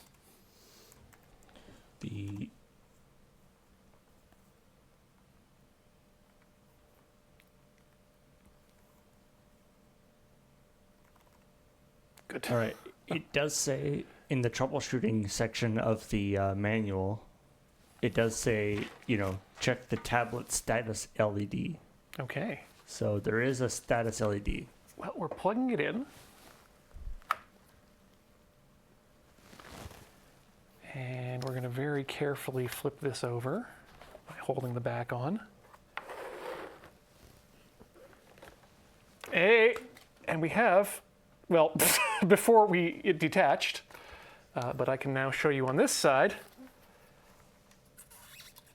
Or at least I should have been able to show you on that side.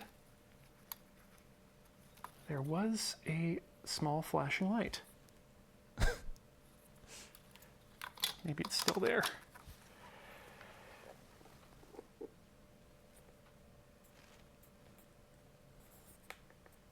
Aha!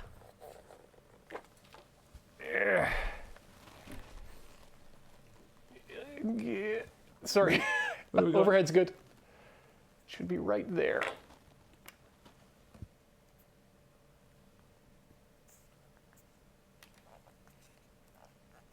I don't really see anything. But Here it is. oh, hey! I see a light. Yep. Now I'm going to choose to believe that that means it's charging. I'm going to choose to agree with you. Okay. Well, actually, oh no, it's not charging because the battery's not in yet. Oh. But Uh-oh. If it thinks it's charging, then we have another problem. But let's insert a battery and just see what it does. Okay. And actually, let's use our multimeter to see if it's getting power. Where is my direct voltage? Non-alternating. Yeah, there we are. Voltage. We're going to go to 20 volts max because that's the max. Let's see what it does.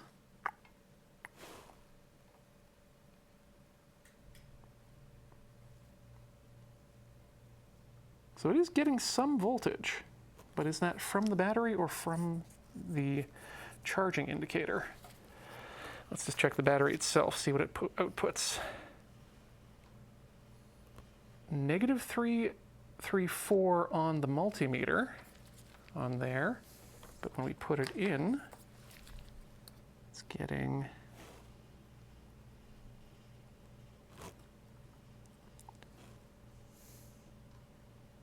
negative 334. Okay. Huh. Hard to say.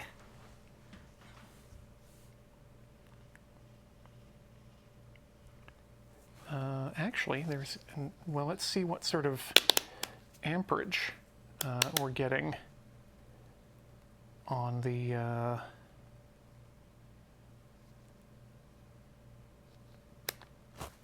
device itself. See if current is flowing.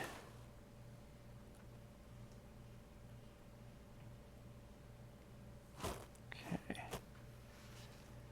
I don't know.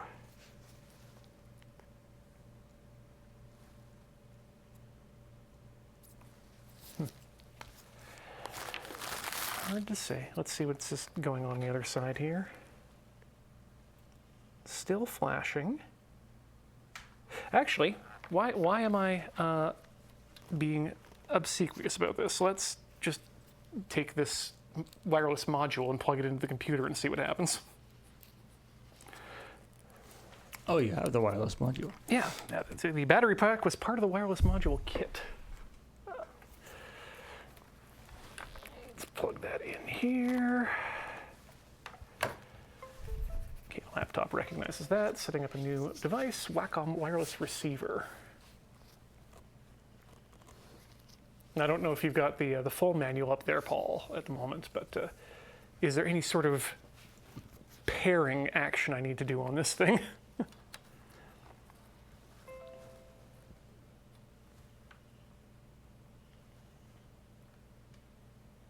Or it's probably in the Wacom. I'll probably need to install Wacom's drivers too.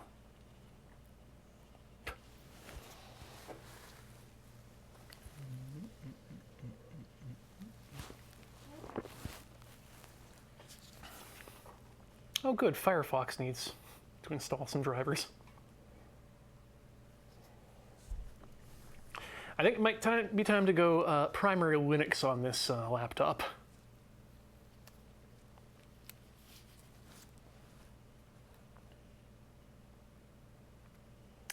Okay, and Wacom Intuos drivers. Download the latest. And this is the Intuos 5 Touch. Intuos 5 Touch.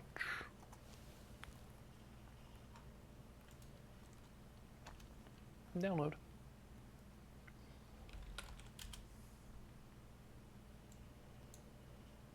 Well, at least the installer is only 275 megabytes.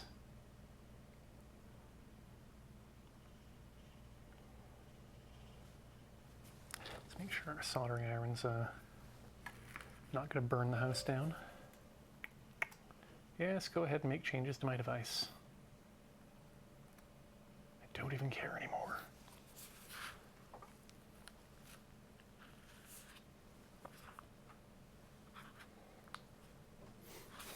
Is there a wireless thing that you plug into the Wacom as well? Yes, and it has already been plugged in. Oh, and it's on, and it... Paul, Yeah. you're gonna be a little bit angry with me here. Remember we were looking for an LED to indicate whether or not the light was on or not? Or whether it was getting charging? Yeah. And you can't see because of the focus, but let's see if I can adjust that here. It's you're gonna want to run out and punch me here, I think. You see that little icon next to the light that's on that's orange? Oh, that says battery? Yeah. Ah. I think that might mean that it's charging the battery. Could be. Yep. All right. So that's good. Yeah. Okay. So let's continue on. Let's make sure that we've got a full court press here, and let the driver finish installing, and then maybe we can pair this up. Looking at just the manual that I can find for the wireless thing, it says it seems to indicate that there isn't a pairing procedure. It looks like it's like one of those keyboards. Like I think they're already paired. Oh, great. So if I just hit this button, oop, that turned it off. It said It says connect the Wacom receiver to an active USB port on your USB hub. That's it. All right. I'm just still going to see if this does complete the connection, but it looks like I can turn it on and off via the switch. So that's something. Yes, as Horus 5 says, trust but verify.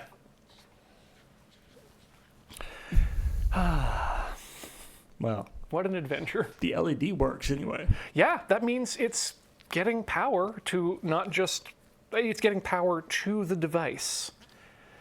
As long as it's not confused as to why it can't talk to a computer, I guess it's fine. It's one of those sort of interesting things where it's like, it's just a little light, but in order for that light to turn on, yeah, quite a few things have to have gone right. Yes. Either that, or there's very little internal testing on this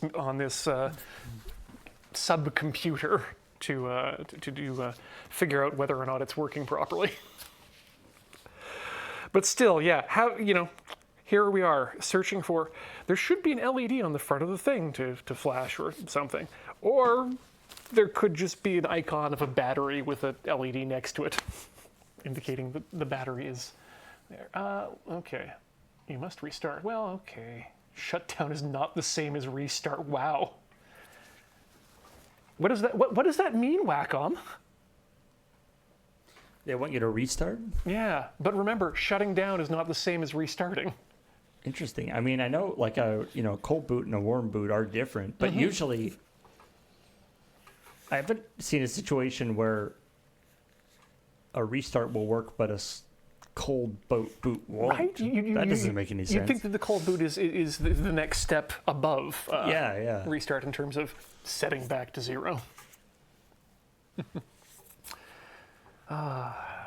I mean, speaking of weird electronic stuff that's happening, I'm not sure if... by the way, you should go check out the latest episode of Checkpoint if you haven't already. It's probably gone up by now. But just went up, in fact, yeah.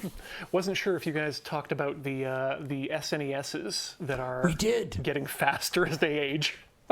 We did, yeah. The ceramic resonance thingamadoodle has changed, and it changes even more as they degrade, as they warm up. Yeah. I mean, it's the thing is like change. It's like between like 10 and like 200 hertz. Yeah, it's when you consider that it's measured in megahertz. Yeah. So it's not actually like, I don't think it would be even a perceptible change. Well, I believe that there was the article I was reading about that got some people from the speedrunning community involved in the research, and they were saying, it doesn't even add up to a frame of difference over the course of a speedrun yet, so we're not concerned. Well, it's only the sound chip. It's not the actual CPU. No, but because of the way certain games work, loading because the sound chip has to load sometimes. The example I gave was Metroid Prime. When you move between areas, part of the screen blanking is loading up the new information, and part of what it's loading is the sound into RAM. And it actually waits for the sound to finish before it loads. And so by loading that sound faster, it does equate to a faster game. That's got to be bad, though, right? Like, why the idea that it's sort of going faster? It's, I guess, moving more and more out of spec. Yeah, I wonder if I wonder if it'll eventually get to the point where it's too fast and things go crashy. And or it's like heating up too much. Yeah. Hard to know. We'll just have to keep our eye on SNES speeds as time progresses. All right. We have now successfully booted, and now we're just waiting for Windows to finish waking up. Was it a reboot or was it a cold boot? Because they're not the same. Yeah, I know. I chose to believe Wacom and did what they said and did a reboot. And Windows said, great, reboot time. Time for some updates. You let your guard down. Yep. When Windows updates was waiting in the bushes to catch you. Important thing. And now NDI's just got a window. Oh, there we go. Yeah, they want me to register. As per usual, that will never happen. Ooh, Windows Ink Workspace. That, to me, says good. What are you doing here, Copilot? Get out of here. That's why I needed to reboot. Oh. Okay. But yeah, if it's booting up ink stuff, then presumably it knows it's got a tablet. Well, it knows it's got the drivers. Okay. Wacom Experience Program for Tablet Driver. I do not want to participate. No Wacom devices connect to your computer. If the computer is connected, just click OK. Oh, wow. Okay. So.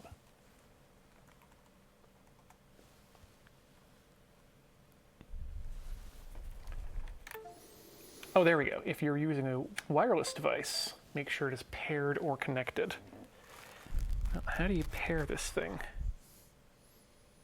Try holding the button down. That usually works.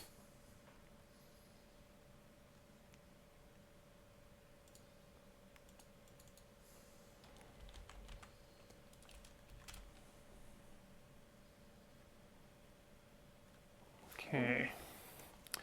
Don't tell me I need to have it connected via USB to pair it.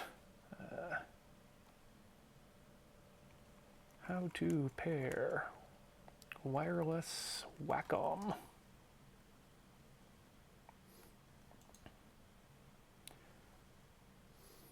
Non-Bluetooth.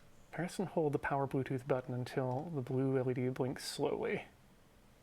This is not Bluetooth, presumably. Right. Thanks, AI.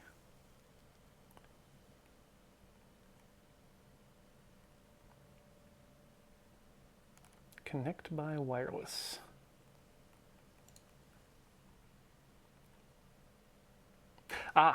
Device can operate wirelessly or in USB mode, but not at the same time. Wireless mode is activated when your device is properly configured for wireless operation and the USB cable is disconnected. So, we gotta hope we've built up enough charge in these past few seconds and hope that the charging is working. So you can't use it while it's charging. Yeah, I think that's the case. Okay, so we've unplugged it. Power has been removed. Pushing power to turn it on. Pushing power to turn it on. Pushing power to turn it on.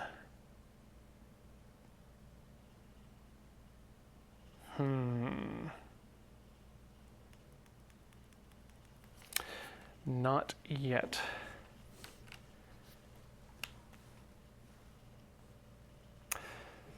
So it might just be that it's not charging. It also might be that it's not charged enough. It also might be that the battery is completely dead at this point. And the battery seems to be cool to the touch, so I don't know if it's charging.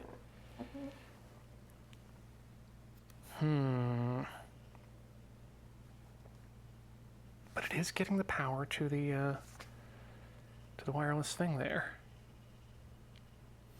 Yeah, it's like if the battery was completely discharged, then it might need a little bit to That's what I'm thinking might be keep the going case. again. Yeah. It's also one of those things where I can get another battery. I mean, this looks like a pretty standard Nokia style battery from back in the day.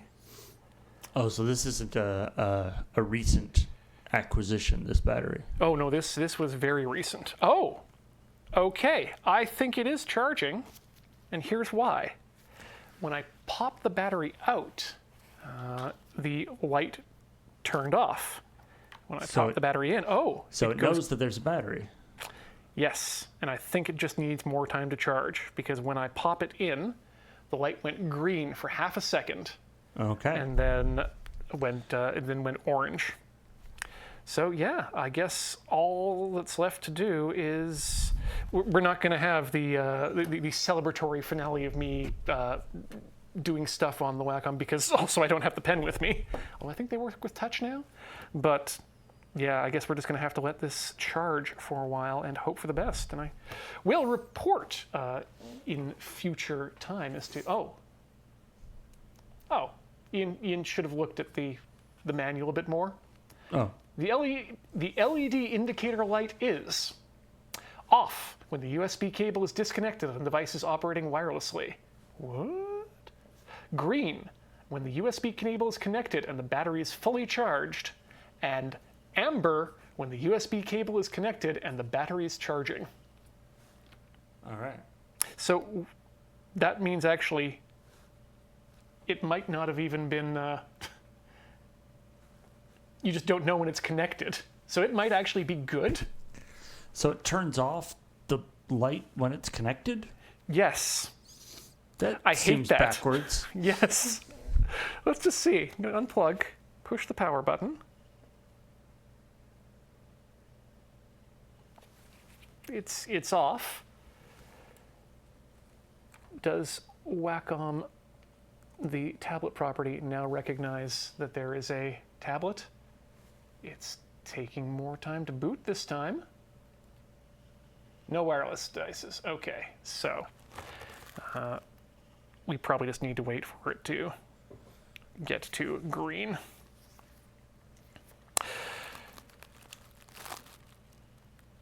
Plug it in, goes back to amber. Okay, I think that's, yeah, we've now successfully gotten as far as we can in terms of making sure this thing can charge. If charging it doesn't work all the way, then I guess we can come back and try soldering this again, or maybe I can take a different tack on it. But either way, I think we're going to have to call it there on this particular episode. So thank you so much, everyone, for watching Tinker Tailor Solder Fry tonight. It's been an absolute pleasure to have you. Again, if you want to support us, check out patreon.com/loadingreadyrun for the best way to continually help us out. And of course, you can go to store.loadingreadyrun.com, youtube.com/loadingreadyrun, and twitch.tv/loadingreadyrun if you want to watch us live. So once again, thanks for watching. We'll see you in a fortnight, never in fortnight, ever forward, learning out of spite. Good night.